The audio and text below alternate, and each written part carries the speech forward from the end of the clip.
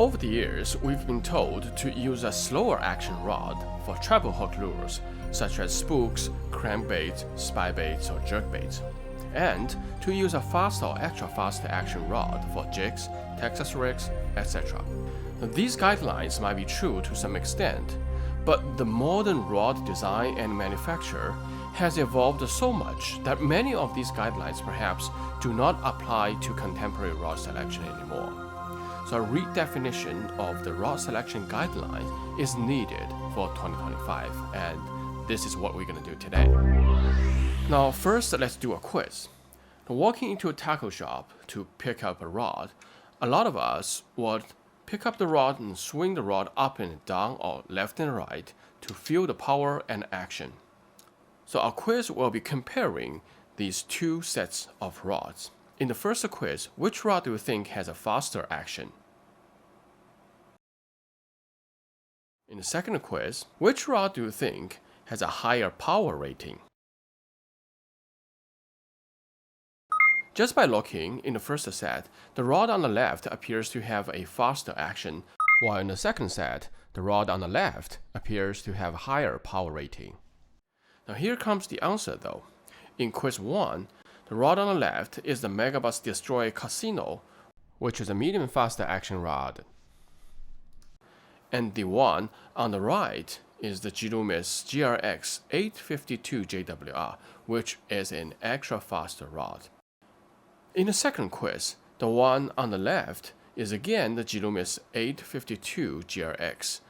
Its power rating is light to medium light, while the rod on the right is actually the St. Croix Legend Glass crankbait rod, which is rated as a heavy-powered rod.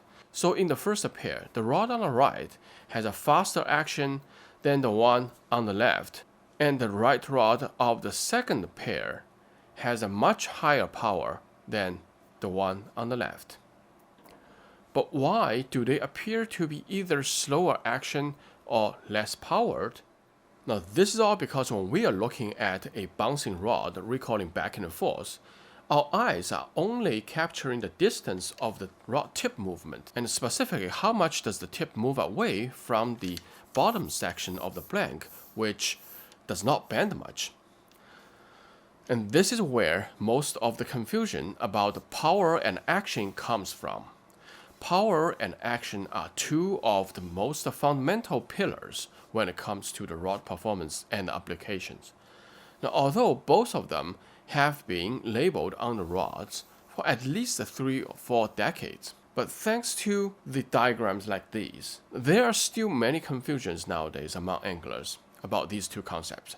So in the next couple of minutes, let me first properly explain action versus power using video and editing technologies so that you can visualize, you can see for yourself the true meaning of these two critical rod parameters. For accurate results, I built this rod holder out of a 3/4 inch plywood. Now I can fit either a bait casting rod or spinning rod very firmly, and I can choose either a 45 or 30 degree holding angle. And these two angles are actually the most commonly used angles by the rod manufacturers when they are defining their rod actions. And I put a dumbbell on the end, and this way the handle part will not budge when I add load at the front, allowing me to truly overlay the rod bending curves in the Final Cut Pro to provide you the visual comparison. Now let's dive in. When a rod bends under load, it gives a characteristic bending curve. If you dissect the curve into small sections, you can see each section is actually a piece of arc. For each of the arcs, you can retrofit it into a circle where it came from. Once you do that to all the arcs in the bending curve, you end up with a bunch of circles with different radius. Now among all the circles, find the smallest circle. The location of this circle is where the rod bends most. Strictly speaking, rod action is defined by the relatively high loading, where this biggest bend occurs relative to the whole rod length. Roughly 1 to 9 is extra fast, 2 to 8 is fast, 3 to 7 is around medium fast action. Now, some manufacturers might prefer to use 30 degree to hold the rod, and some others prefer to use a 45 degree. Now, also remember, the action is defined under load, but under how much load varies by manufacturer and by each power class. All these will result in minor differences of action definition between manufacturers. A common misconception around rod bending is that the thinner the blank diameter, the more this part will bend. Now, this is not true with modern rod technology.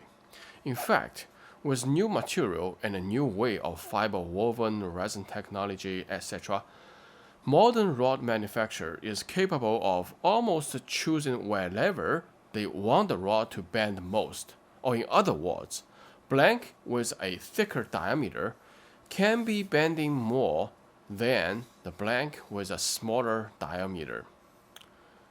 When these blanks are fused onto the same rod, you will see the thicker part bending more or tending to bend more easily, resulting in a slower action. A very popular definition of rod action reads like this. The action is where the rod starts to bend. This is actually inaccurate. Here's why. What you can see now is the same rod with about 4 ounces of load. The rod bend actually starts right here. But this is still an extra fast action rod, because the action is not defined by where the bend starts, it is defined by where it bends the most. Now, if I take the zero load reference away, you can still tell where the rod bends most. But are you still able to tell where the rod starts to bend? Not so easy. Our eyes could only catch where it bends most, but could hardly pick up the small degree of bending at the start. However, this small degree of bending at the start has a huge impact on real-world fishing. More on this later. On the other hand, when rods are not under relatively high loads, our eyes can hardly catch where exactly the rod bends most.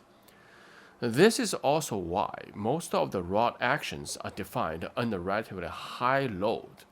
Okay, now next, let's look at the power. The power of a rod is how much the rod bends under load. Typically, the amount of a rod tip movement under certain load from its zero load position reflects the power of the rod. But you cannot decouple the action from a power when you look at it, because in many cases, a slower action rod will give more rod tip movement than a faster action rod at the same power rating. Here is an example. The Loomis 783 CVR is a moderate to faster action with a power rating of 3. It is under 10 ounce load. The second rod is the Loomis 782 SBR, which is an extra fast action rod with a power rating of 2, also under 10 ounce load.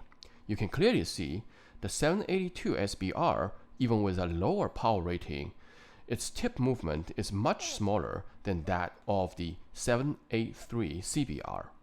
So power is not the only factor contributing to the tip movement, and this is general among all the modern rods. And also in this overlay image, the zero load position of both rods overlaid exactly on top of each other, providing a very good reference point. And this is a reason I made the rod holder specifically for this video. Strictly speaking, the actual power comparison would require two rods with different power rating but built identically on every other aspect, including material, action, length of handle, location of guides, and reel seat. It is almost impossible to find such a pair of rods. However, if you look at how the same rod bends under increasing load, now imagine these are rods with different power ratings, but built to the same action, length, and everything else by the same material, and they are all under 10 ounce load. What you are seeing now becomes the true visual definition of power. Rods with different power rating, built exactly the same otherwise, bending differently under the same load. This is what the actual power comparison should look like. There are a lot of diagrams like these on the internet, which are simply not reflecting the reality and thus leading to misunderstandings. Now back to the initial quiz. The reason why it was not easy to find out a rod's actual action and power just by looking while swinging the rod is because our eyes were only capturing the tip movement. We were assessing how much the tip moved under influence. We are not really seeing where it bends most. Also, these checking methods do not have control of how much load we were actually injecting into the rod. At the meantime, a rod's tip movement under load is always a result of blank material, action, power, and length all combined. It is never a reflection of a singled out power or action. In other words, looking at how much the tip moves under load does not tell you about the rod's action or power. And this is exactly what caused a lot of the confusions associated with action and power. In real-world fishing, when it comes to selecting the best rod for a certain tactic under given fishing conditions, both power and action need to be considered and considered all together. But how?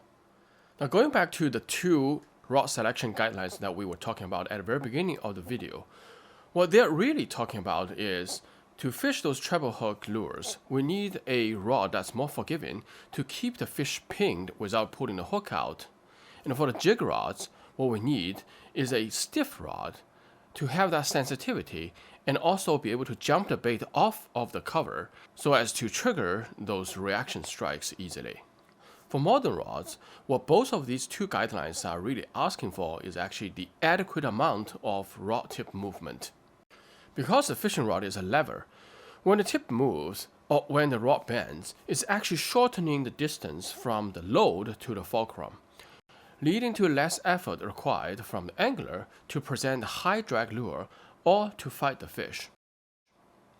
Easy and more tip movement also mean more cushion from the rod for the line and hook, because when fish does hard charge or when casting a heavy lure, if the rod tip moves easily by a lot, it's essentially absorbing the kinetic energy from the fish or lure and converting it to the potential energy storing into the blank, thus preventing line snap and hook pull out. Now, this is the practical meaning for rod tip movement or bending. Now back to the two rod selection guidelines we just talked about. What they are really asking for is, for treble hook baits, you want the rod tip to better be moving easily and be moving quite a bit to provide a cushion and to prevent hook pulling out. And for a jig rod, it's requiring the tip to be more difficult to move and to move less when presenting or setting the hook. The more or easily the tip moves, the more supple that rod will feel like. The less or more difficult the tip moves, the stiffer the rod will feel like. Now here's the counterintuitive part. Whether a rod fishes stiff or supple has nothing to do with either action or power alone. It is controlled by both action and power, plus rod material, length, and very critically, the amount of relative load that's being injected onto the rod. Now among these factors that impacts the stiffness of a rod, the rod material is arguably the number one player. Just looking back at our quiz number 2, the heavy-powered glass rod is apparently more supple than the medium-light jig rod made with graphite. And this is due to the nature of fiberglass versus carbon fiber. So in our following comparisons, we are only comparing graphite rods with graphite rods.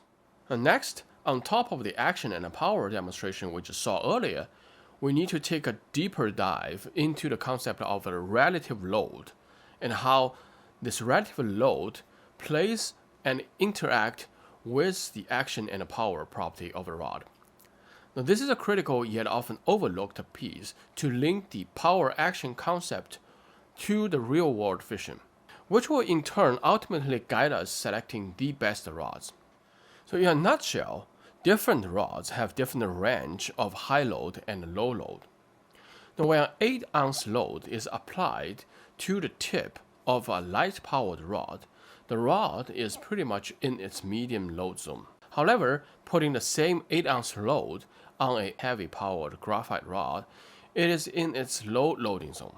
A rod in the low loading zone will have less tip movement, thus feel stiffer than if under its high loading zone. Say I'm fishing a Texas rig. The load when dragging the Texas rig through the rocks on the bottom is much smaller than that when setting the hook on a big fish or fighting the fish itself.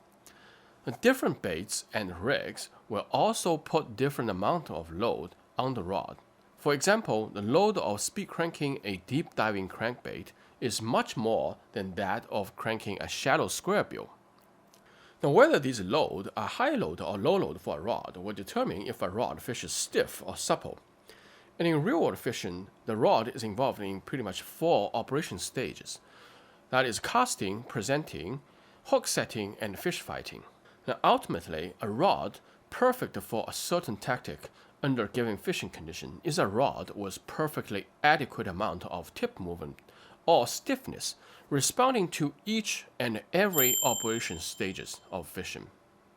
Now, going back to the 2 rod selection guidelines about treble hook baits and jig rod, now, a lot of people interpret these 2 guidelines as you need a slower action rod for treble hook baits and a faster or extra fast action rod for jigs. Now, this might be true for old school rods, but not so much for modern rods. Next, let's take a look at 2 examples. First is again this G.Loomis GRX 852 JWR. It is an extra faster action jig rod. Now, you can see through the bending, the action stays extra fast as the location where the rod bends most did not shift too much as the load increased. Meanwhile, we can also see that its tip was moving more and more away from its original axis. Now, since the action did not change much, what actually contributed to the increasing tip movement as the load increased? Now, look at here. This is where the rod starts to bend. You can clearly see the starting point of the bend was shifting closer and closer to the handle.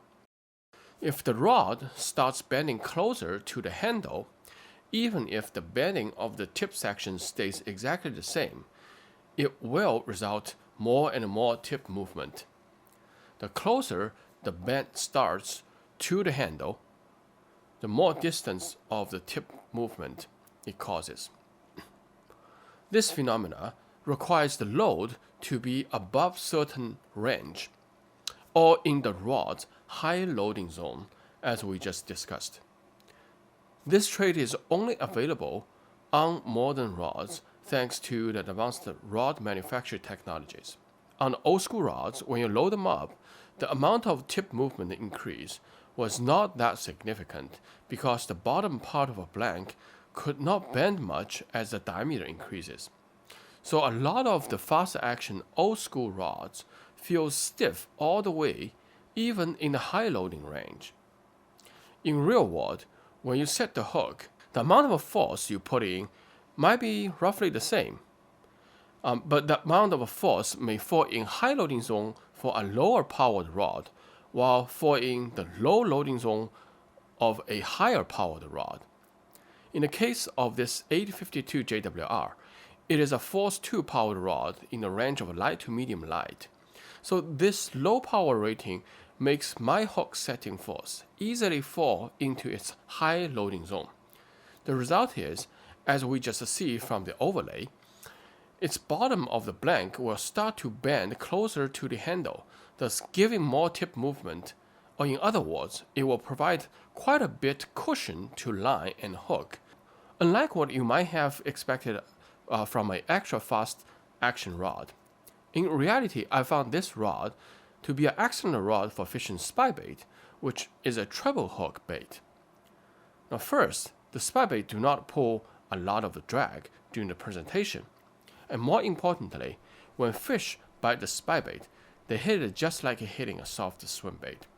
If you ask me, it is definitely more of a true feeding bite than a reaction bite. So this means to have some sensitivity will help a lot to detect the bite. The raw rating of the rod is up to 3/8 ounce, but I found this rod to be able to handle up to ½ ounce spinbait, no problem. And the extra bending of the blank and the higher loading also helps to launch the bait when casting. When setting the hook and fighting the fish, the amount of force injected into the tip section causes just enough amount of tip movement, which enables the use of thin lines down to 8-pound test while maintaining the hook points pinned on the fish.